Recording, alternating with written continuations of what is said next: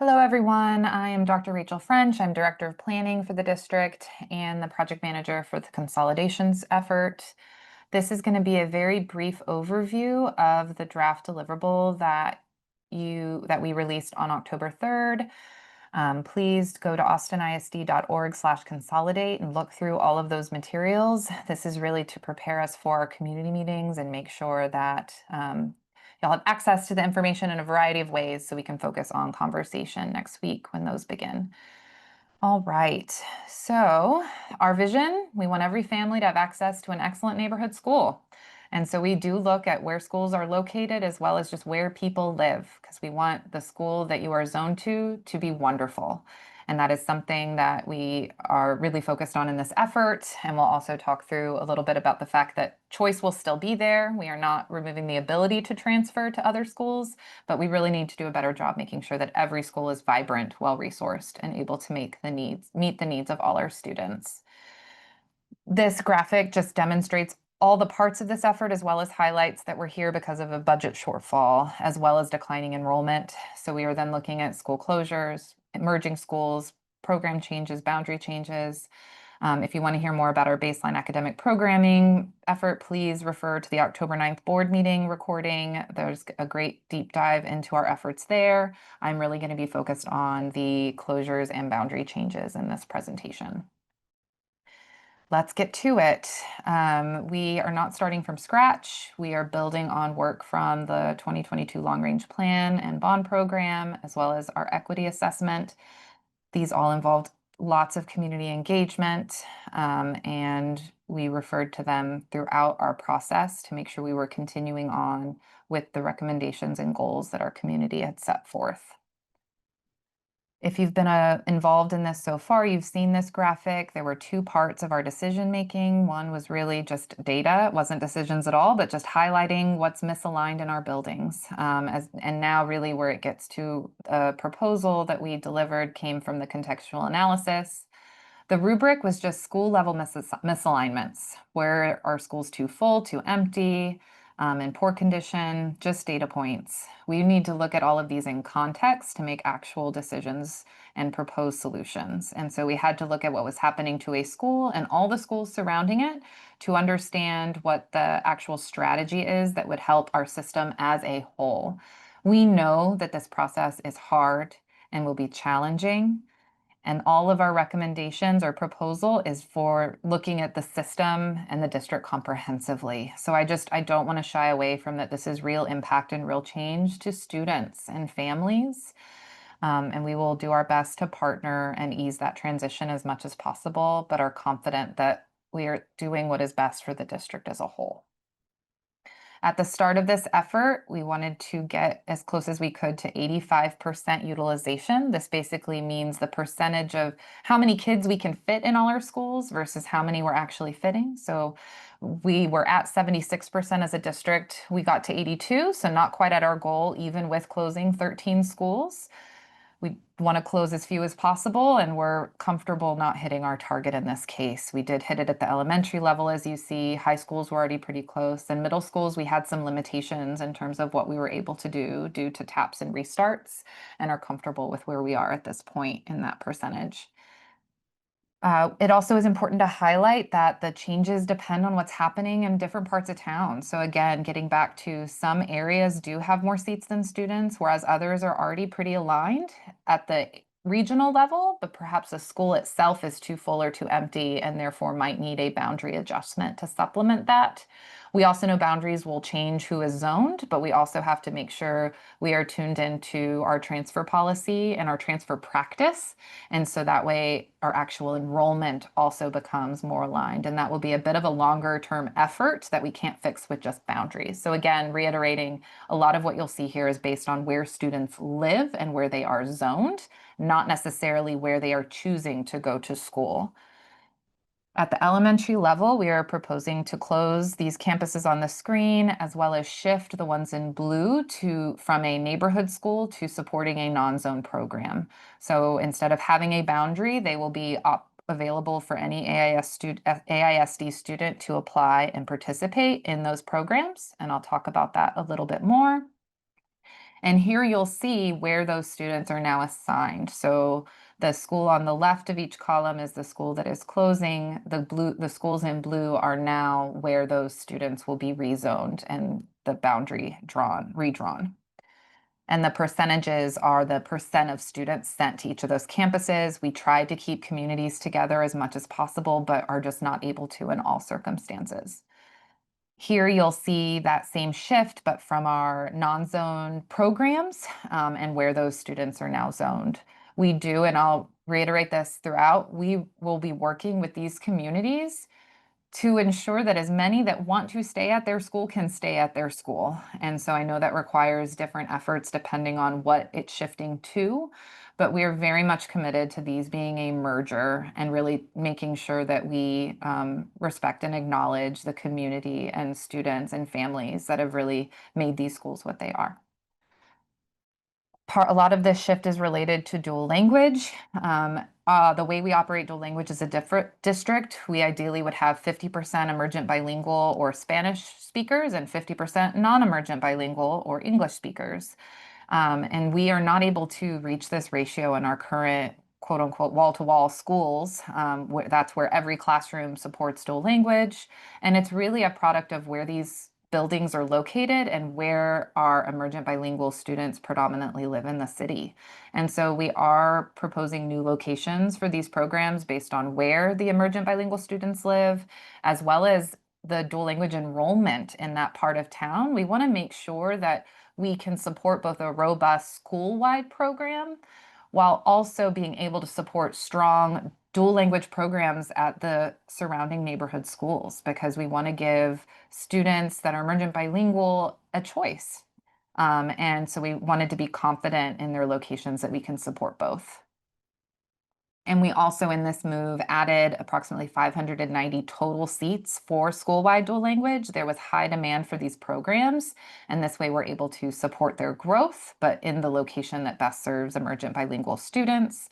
In the chart, it shows the current participation of emergent bilingual students at the 4 existing wall-to-wall campuses, and the potential participation if all of the dual language students from both school communities choose to attend the new location. Again, this is just a potential. We know that we will work with the communities to help families understand their options and make the choice that's best for them. We've also already started to get community feedback on the proposal, and y'all have noticed that there are times that we are able to meet our guiding principles that you see on the screen and times that we aren't. And this is often because they're in conflict with another. There are some situations that we're able to hit all of them. And there are others in which if we balance enrollment, it would create a misaligned feeder or vice versa, or we're trying to minimize impacts on a group of students, but it could impact the long-term stability of that strategy. And so we have to think of all of these in concert and just try to be as transparent with our decisions and are happy to answer questions about those specific decisions and our community engagement efforts. Just to give y'all a glimpse of where we landed. So on the left, you'll see if you were to stack every elementary, middle, and high school boundary on top of one another, what it looks like. And you'll see that there's lots of little splits, and that is a group of students being separated from one group as they move up through middle school and high school. And what you see on the right is a lot less splits. There are still splits, but they are much healthier, and they are larger groups of students that are traveling together from elementary to middle to high school. And we're now going to talk about the specific changes at elementary, then middle, then high school. So again, I already spoke about the dual language move. And again, highlighting the fact that we want to really respect all 8 of these schools and what is beautiful about each one of them, and are very much committed to making this transition a success. Riley will be merging with Wooten, Ridgetop with Pickle, Becker and Sanchez, and Sunset Valley and Odom. You will also have choice. This is, we heard from the community that the communities want to stay together, which is why we have structured it in this way. However, there is opportunity. There are, again, more seats available district-wide. So if one of these campuses better aligns with where you live, you're more than welcome to apply to have a seat at that campus instead of the one you see on the screen here. Looking at North and Northwest Austin, so again, we'll go regionally. This part of town has space for many more students than actually live here. But we are only closing one school because we are converting two to these non-zone programs. So again, that allows us to balance the size and number of our neighborhood schools with the number of students that live here. And we are much better aligned there. And so we are proposing to close Barrington, and Wooten and Pickle will support a school-wide Spanish dual language program. Looking at North Central Austin, and again, no one get too stuck on the names here. This was just to really cluster regionally in terms of our decision making. But in this part of Austin, you'll see we are proposing to close Briker Woods and Ridgetop Elementary. These are both small physical campuses. The buildings are really small, and that makes it difficult to operate. They rely on portables, and that is a long-term strategy of our district to minimize. And there is space in surrounding schools in the actual buildings to support these students. And so the Ridgetop students, they will have access to school-wide Spanish dual language at Pickle, and their neighborhood students will move into Riley. Riley also has Spanish dual language wall-to-wall, so that will be available at Wooten. And then Briker Woods students are currently being reassigned to Matthews. This is an opportunity. Again, we're already hearing community feedback, and there is space at these surrounding schools to perhaps do this differently. Our initial choice was to keep as much of Cassis together and as much of Briker Woods together as possible when making this shift. But that might not be the best solution. So again, we will be working, because we've already heard from both communities some opinions on where they're being reassigned to. And we actually do have some options here. So we can work with Cassis and Briker Woods and Matthews to really make sure that what we're proposing in November really best fits what those remaining campuses. Looking at Northeast Austin, we have three of these schools are modernized, and they're all really close together, at least the ones that are west of 183. We are proposing to close Wynn Montessori, and students will have access to a Montessori program, but now located at Go Valley Elementary, which we'll talk through in another part of Austin. Here you see. So in East Austin, we have space for almost double the amount of students that live here. We are proposing that Maplewood and Oak Springs both close and merge with Campbell and Blackshear, respectively. There is room at Campbell for all of Maplewood, and there is room at Blackshear for all of Oak Springs. So we saw an opportunity to keep whole communities together, and that's really important and will allow us to kind of have a more clean merger and really, we hope, productive conversations to bring the best of both into their new community. And then Go Valley, I'll talk a little bit more about this on the next slide, will be a Montessori, and Sanchez, we're proposing to support that school-wide Spanish dual language. I want to talk about how we got to this decision. As I said, this area as a whole has twice as many space, but if you drill down to Allison, Go Valley, Ortega, Norman Sims, Sanchez, and Zavala, those schools alone have space for 3,000 students, but only 1,700 live there. We also, when you look at the rubric, you'll see that Allison doesn't have enough students in its zone, Norman Sims doesn't have enough students in its zone, Ortega doesn't have enough students in its zone, and since they are all together, it limits our options. So Norman Sims, we are able to expand its zone north into Pecan Springs.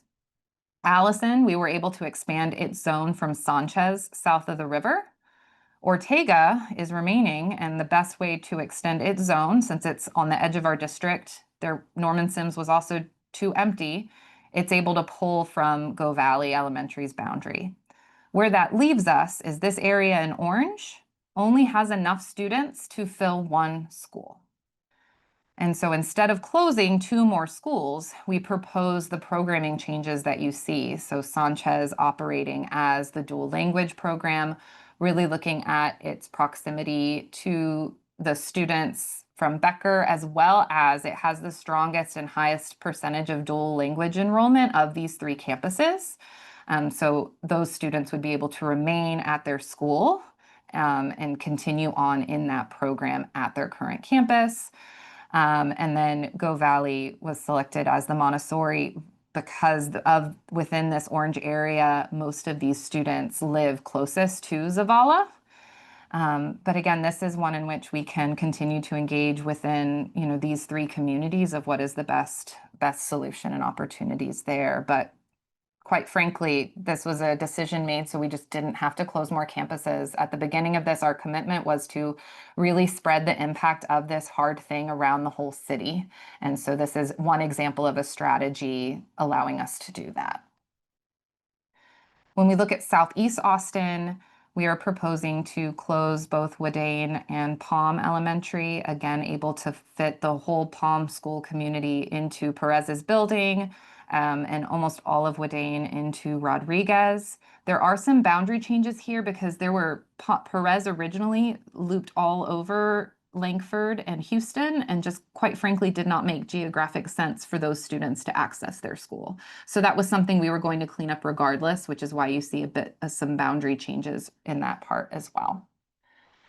Looking at South Central Austin, again, we have almost twice as many space for twice as many students than who live here, proposing to close Becker. And again, their program of dual language Spanish instruction will be available at Sanchez. And then Dawson will close. We can fit all of Dawson into Galindo. There is Galindo's zone originally extended south of 71 Ben White, and we were able to give those students easier access to a closer school, and therefore Galindo is able to really serve the dominant portion of this area. And then there were some remaining boundary changes to balance. Becker will be reassigned to Zilker in this proposal. And then looking at South Austin, again, Sunset Valley was one of those wall-to-wall programs that will have access to that program at Odom. So Odom is becoming a Spanish dual language school-wide program. Sunset Valley is proposed to close, and Jocelyn will transition to a non-zoned program offering Spanish and Mandarin immersion. Just to zoom in a little bit more on what's happening in South Austin is there's a lot of just shuffles and boundaries, which is a little hard to understand at first, especially when you look at schools in isolation. But just in the ones highlighted, both Boone and Clayton, Mills, Kiker, Cowan, and Kasurik all had smaller boundaries than the size of their building could support. Kiker was closer aligned. But to make each of these actually have a healthy boundary for the size of its school, it therefore impacted all. So that's why you'll see Kiker kind of had a trade in boundaries and things had to move down. And so if there is refinements to some of these boundaries, that is absolutely what we are wanting to talk about, but really just wanted to highlight that the reason some of these are so substantial is because of how much disparity there was in schools in South Austin in terms of their boundaries compared to the size of their buildings. And then at the end of all of this, what you see here on the left is based on where students live and are zoned, how full or empty a school is. So red means very empty, dark blue means too full. And so you'll see on the right that there is no more red, there is no more dark blue, and all of our schools are within kind of the healthy utilization range that we set forth in our initial guiding principles. Moving through to middle schools, we are proposing to close Betachek and Martin Middle School.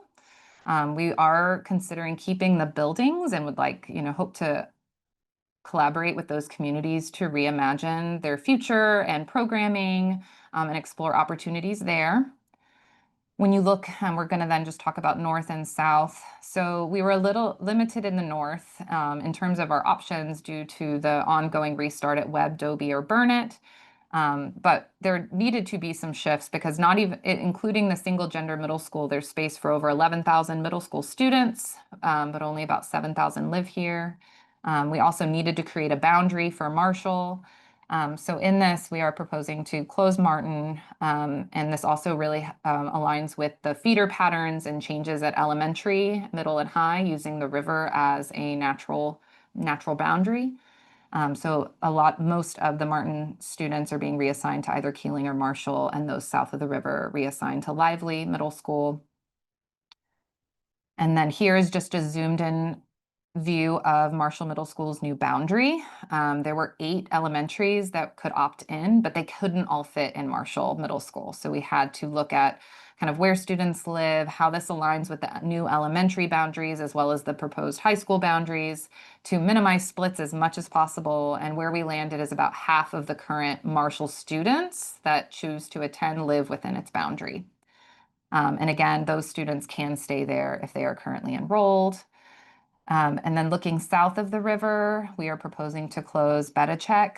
Both Covington, Lively, and Mendez surrounding it were all too empty from a boundary perspective. And so this did allow them to become at a healthier utilization. Mendez was too full, but there are also some shifts as well, and Bailey also empty. So you'll see these boundary changes meant to really balance this part of Austin. And then again, just zooming in a little bit more on the specific new boundaries for Betachek, we were allowed to better align school size with neighborhood enrollment. And again, we would like to work with the community to envision the future of Betachek's building. And similar to the elementary, red is showing our old boundaries that were too empty, and on the right, the new. Keeling is still too empty, and that is intentional to allow for its magnet program to maintain, and there's also still room at Lively, so both of their magnet programs will not be affected at this point in time.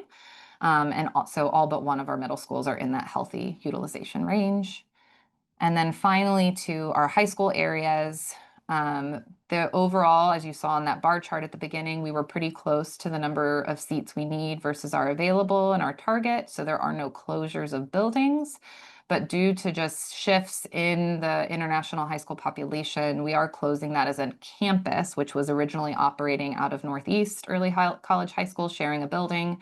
And instead, it will just operate as a program at Navarro Early College High School.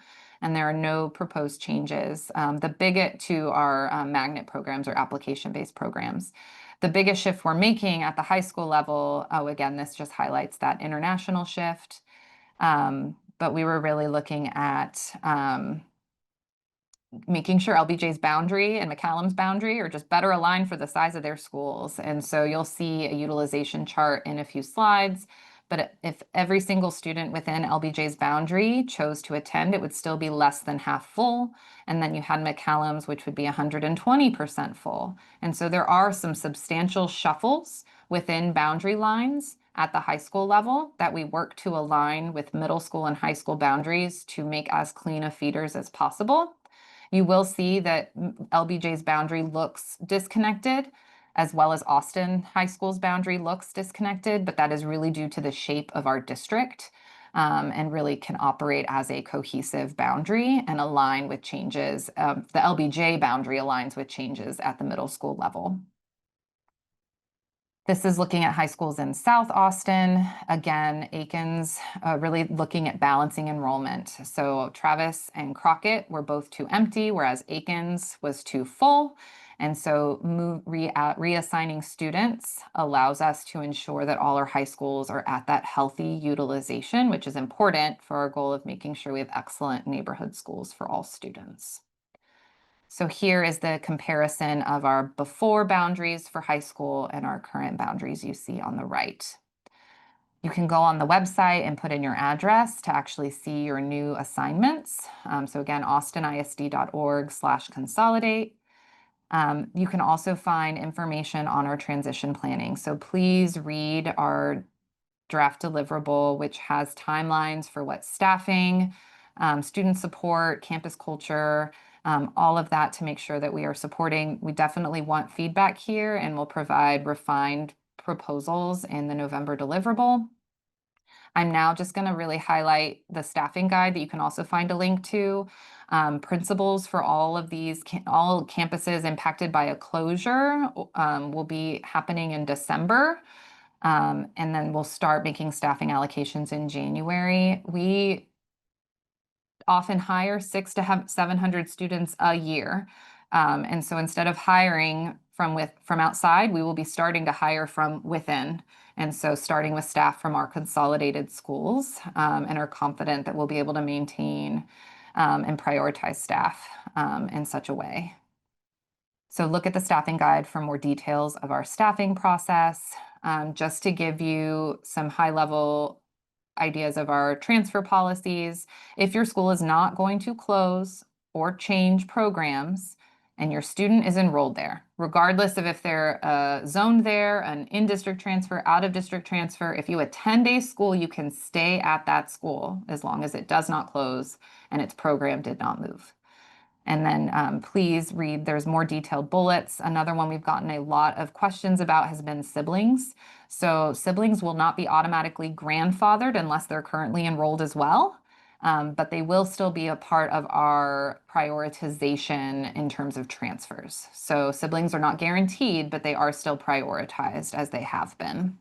And so as a whole, families have three choices. You can enroll in your new zone school, stay at your current school or move with your program, or apply for a new program or general transfer. Again, that is still an option for all students. I do want to say that you do need to re-register. No one will be automatically re-enrolled, but grandfathered transfers will be automatically approved.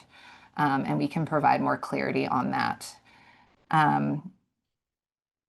For the sake of time, I'm going to go quicker through these, but please read through them on our deliverable. Transportation policies are not changing, so our same 2 or more mile from your zone school will remain. There are some shifts that are happening in terms of some special rules and situations that we were providing transportation for. So please look in the deliverable for more information about that.